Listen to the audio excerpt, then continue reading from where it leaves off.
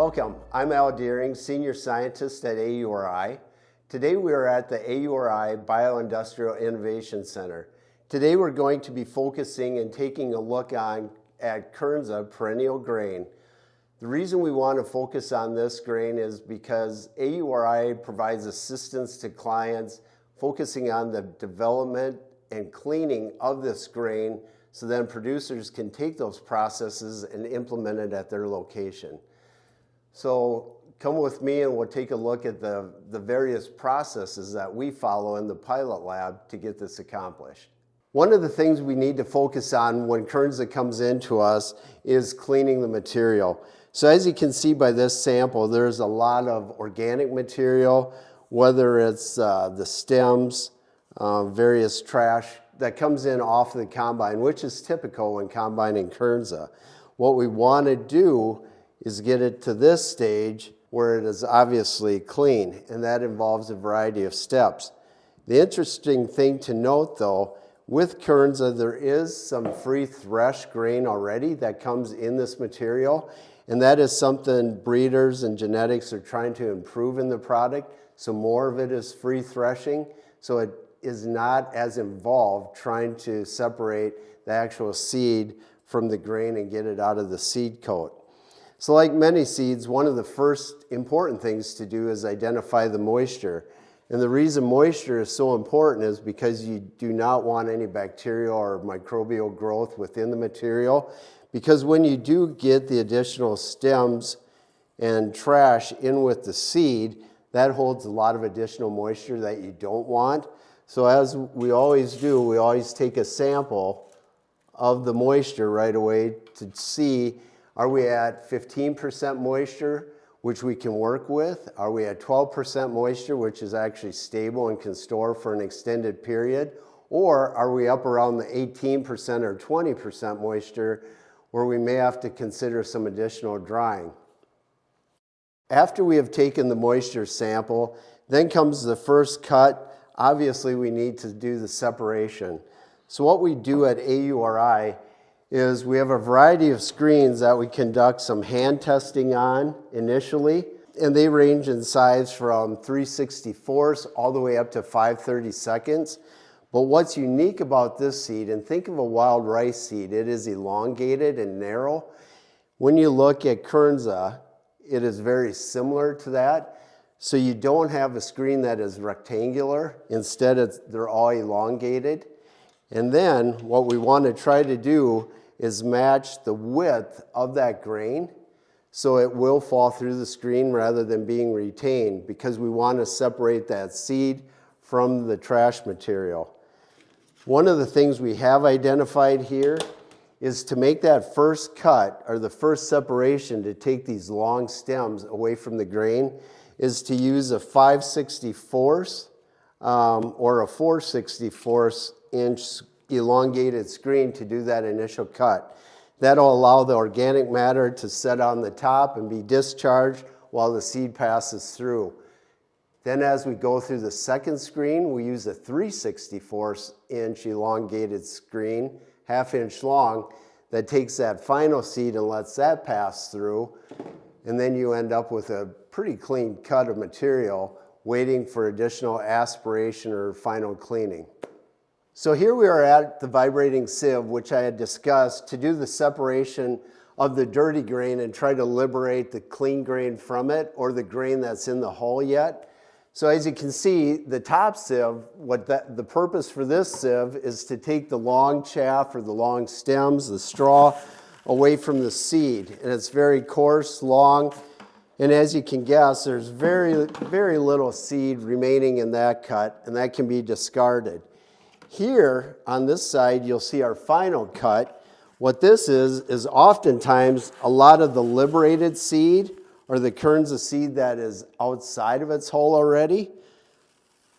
Very clean, and all that's left here is to run it through an impact dehuller and then do a final cleaning on that. And now we have the mid-range cut. This is actually the Kernza seed that is still in the hull. So all of this material will go to the impact dehuller to break that seed coat away from the seed to free that up for cleaning.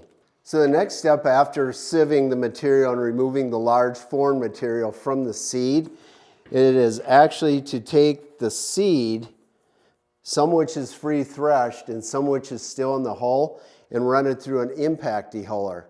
What the impact dehuller does is as the seed falls into the chamber, it is thrown to the outside ring, and the impact of the seed coat hitting that outside ring separates or liberates the actual seed from the seed coat around it, and it will come out the side. So I'll show you an example of that.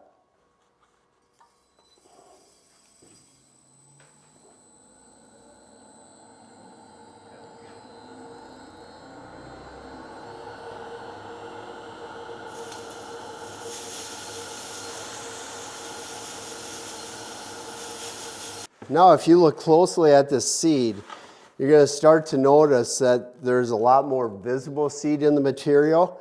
You'll still see the seed coat that it was freed from, but that will be followed by either additional sieving or a last step of aspiration, which will remove that seed coat because it's light and low density from the seed. The final step to cleaning the Kernza is to remove that light chaff away from the clean seed. The way we accomplish this is utilizing an air aspirator. What the aspirator does is as we pour the material into the aspirator, it'll fan it and cascade the seed down. In the meantime, there's an airflow concurrent to it that's lifting and pulling the low density chaff away from the seed. Hopefully the end result is clean seed out the bottom. We use an air aspirator in our facility, but there's other equipment that can be used, such as air classifiers and many more different sieves. So after final aspiration and air classification to remove the foreign material, the end result should be a clean Kernza product. This is now ready to be used as a value-added ingredient. Well, today I'm joined by Jay Peterson, a producer from Mower County, Minnesota. And what Jay has put together here is very similar to what we showed in the pilot lab. And it's a great example of how you can do this on farm. So Jay, thank you for joining us. And if you want to walk us through your step here and the process, we'd appreciate it. Well, thank you for coming out. And like I said, Jay Peterson from Blooming Prairie, Minnesota. I'm a member of the Perennial Promise Growers Co-op, and we've been developing this crop for years. And we found that in order to make it marketable, we actually needed to condition this crop before it went to the final cleaning stage. I have mine in the wagon. In the wagon, it's covered, so it's protected. That's a major important thing to keep. It's a food grade product, so we don't want to have birds and mice and anything else, water in there. And you can see from here, it doesn't flow out of the wagon very well. And when it's in this condition, it doesn't flow through the processor's equipment either. So that is a major problem. From here, we'll take this product, it'll come out real slow. It'll go through this air transfer fan, a wood dust collecting fan, but what it does is it actually impacts this grain that is still in the hull. We'll break it free. It'll also shrink the size of some of the straw that slows up the flow. From there, it goes into my hopper bin and then flows into our cleaner inside. This is a hopper bin that I have on my farm that I use just to hold the Kernza after it's been through the transfer fan.